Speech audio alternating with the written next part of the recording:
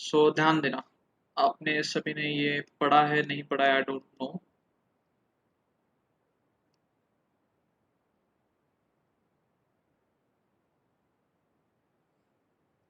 क्या क्या लिखा है मैंने, दिख रहा है provident fund, whether it is visible to all. Yes, sir. Yes, Yes, sir. sir. हाँ, यस सर। तो बच्चों बोलो, किसी को पता है प्रोविडेंट फंड का मीनिंग क्या है? Anyone knows the meaning of provident fund? किसी को कुछ आइडिया?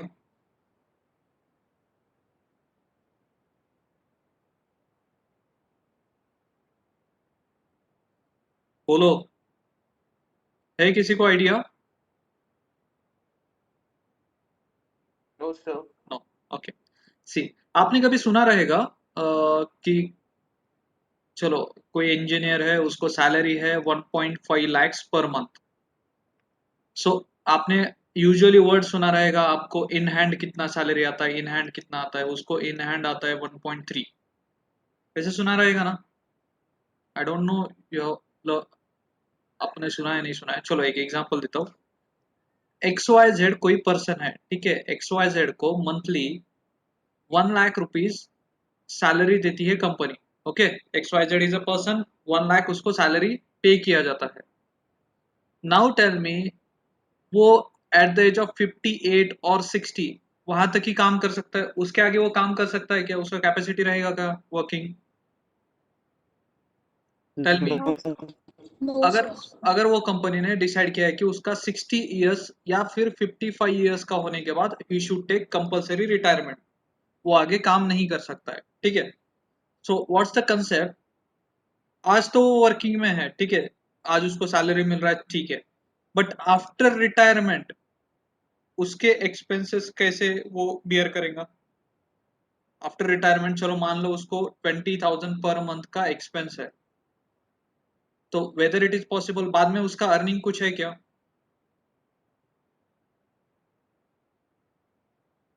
No, sir. नो। सो एक कंसेप्ट है प्रोविडेंट फंड नाम का। तो सी, क्या कंसेप्ट है?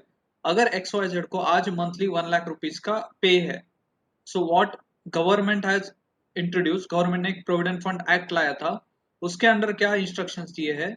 सो कंपनी, फॉर एग्जांपल एक बड़ा कंपनी है, उसके अंडर ये ऐसे 100 एम्प्लॉइज है, सो कंपनी क्या करेगा, उसका पे 1 लाख ही रहेगा, but company will deduct provident fund of rupees, चलो मान लो per month 3,000 rupees. So company उसको कितना पे करेगा बच्चों?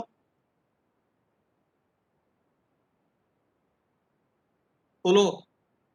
97,000। 97,000 कंपनी ने कितना डिडक्ट किया?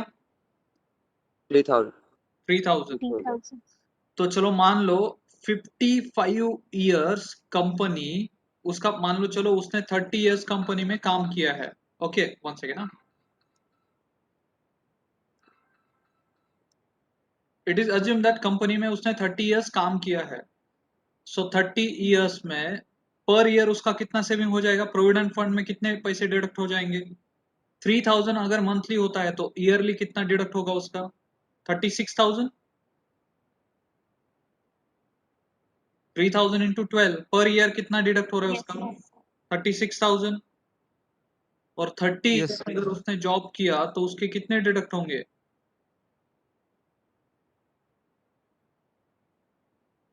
1 lakh 8। कितना? 1 लाख और how much? 10,80,000। Yes. Yes, sir. 10,80,000. Correct.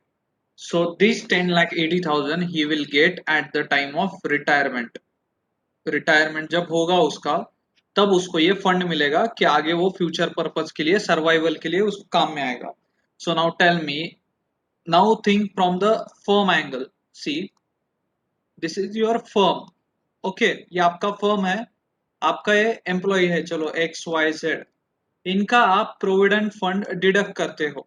Okay, provident fund deduct करके आपके पास वो एक फंड क्रिएट करते हो। So that fund is whether it's your asset or whether it's your liability.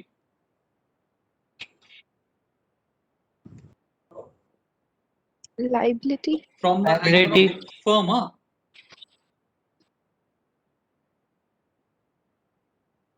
It's a liability क्यों? तो आप आज एम्प्लॉयज के पैसे डिडक्ट करके आपके पास रखते हो, बट जब एम्प्लॉय रिटायर होगा या फिर उसका सर्विस टर्मिनेट होगा, तब आपने जो उसका प्रोविडेंट फंड डिडक्ट करके आपके पास रखा था वो देना पड़ेगा एम्प्लॉय को वापस। Yes, sir. So provident fund is the liability. अगर आपको प्रोविडेंट फंड दिया जाता है तो इट्स योर लाइबिलिटी। क्लियर सबको? Yes, sir. Yes. Provident fund concept clear है क्या? Yes, sir. Yes, sir. अब Very good, उसमें sir. सेकेंड पार्ट है प्रोविडेंट फंड कंट्रीब्यूशन। ये क्या है?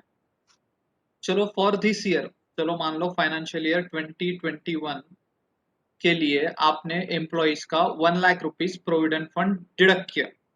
ओके, 1 लाख रुपीज आपने प्रोविडेंट फंड डिडक्ट किया और आपके पास रखा है, तो वो हो गया आपका प्रोविडेंट फंड जो आपका लाइबिलिटी है।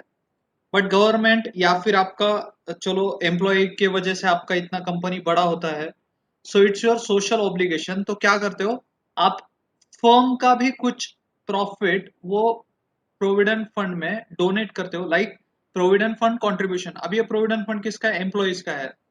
उसमें आप कंट्रीब्यूट करते हो। चलो आपने आपके फर्म के 20,000 कंट्रीब्यूट किया, तो वो टोटल प्रोविडेंट फंड कितने का हो गया?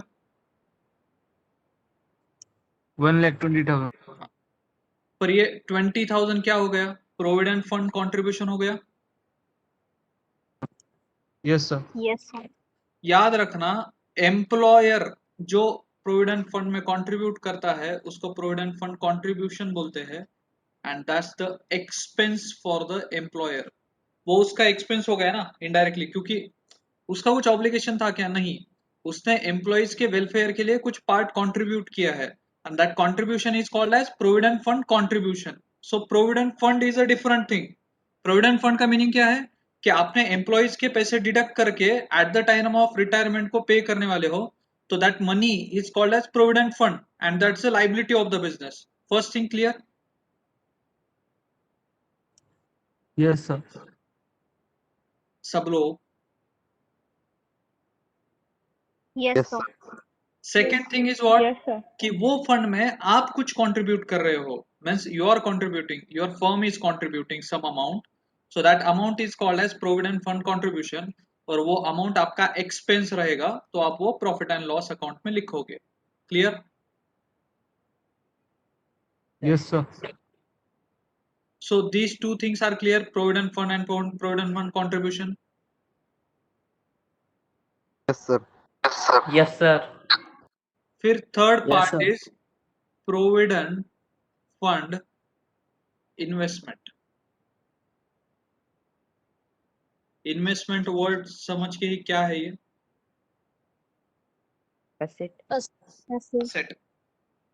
तो आपके पास एम्प्लॉयज के पैसे जमा हो रहे हैं, तो रिटायरमेंट के टाइम देने हैं, तो उनको और बढ़ के पैसे मिलने चाहिए, तो उसके लिए आप क्या करोगे? कोई स्कीम में इन्वेस्ट करोगे या फिर इन्वेस्टमेंट करोगे वो फंड का।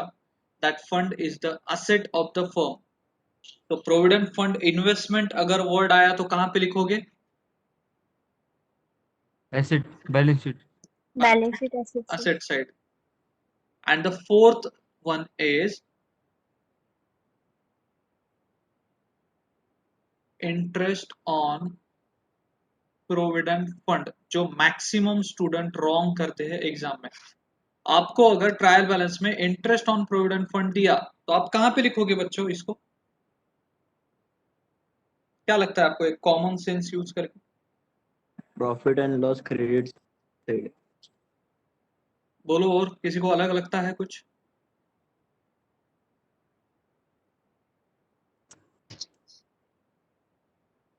फर्स्ट टेल मी, जो प्रोविडेंट फंड पे इंटरेस्ट मिलता है उस पे अपना राइट है या एम्प्लॉयज का राइट है?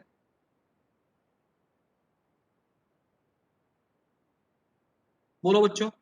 इंटरेस्ट ऑन प्रोविडेंट फंड, जो आपको इंटरेस्ट रिसीव हो रहा है प्रोविडेंट फंड पे, प्रोविडेंट फंड किसका है? किसका राइट है प्रोविडेंट फंड पे?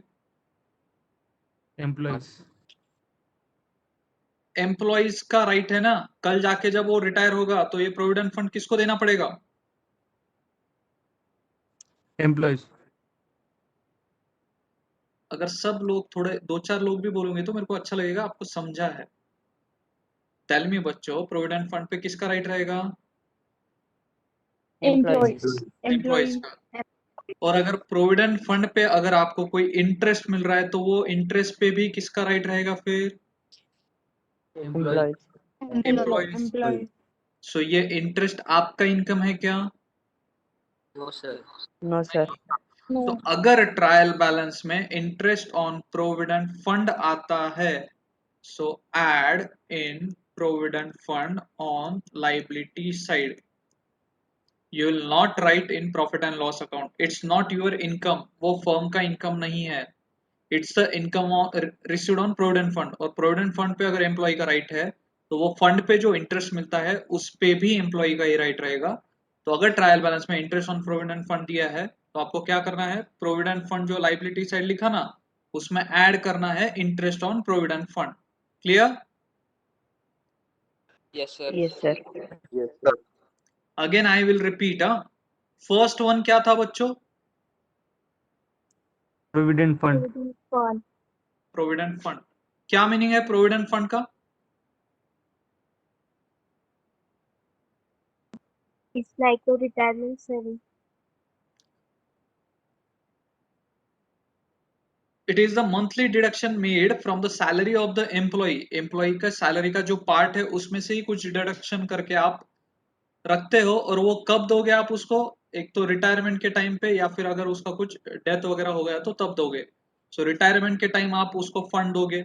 सो ये प्रोविडेंट फंड कहाँ पे लिखना है?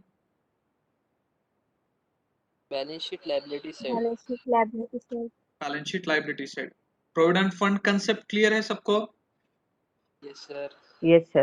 Yes, sir. Yes, sir. Second concept क्या पढ़ा है मैंने?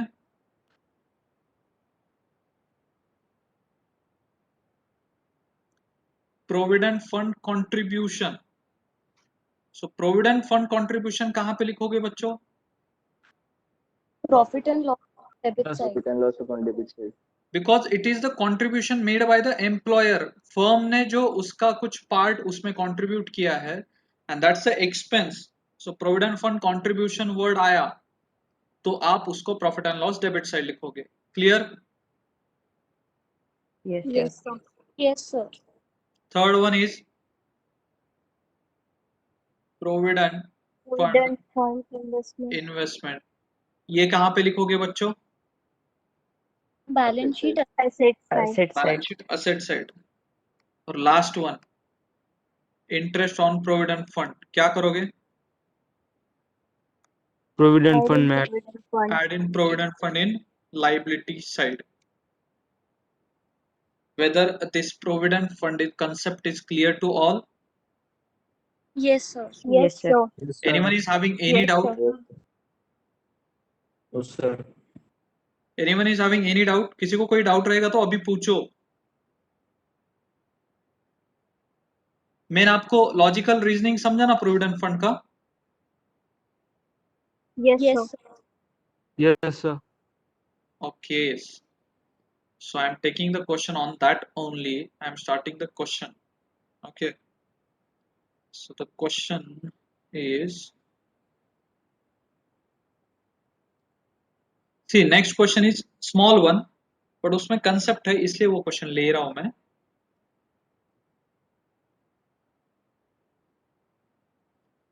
चलो, जिसका कॉलम्स रेडी नहीं है एग्जाम्पल में तो वो बना लो। The page number. It is the question on the page number 61। 61 पे ये क्वेश्चन है।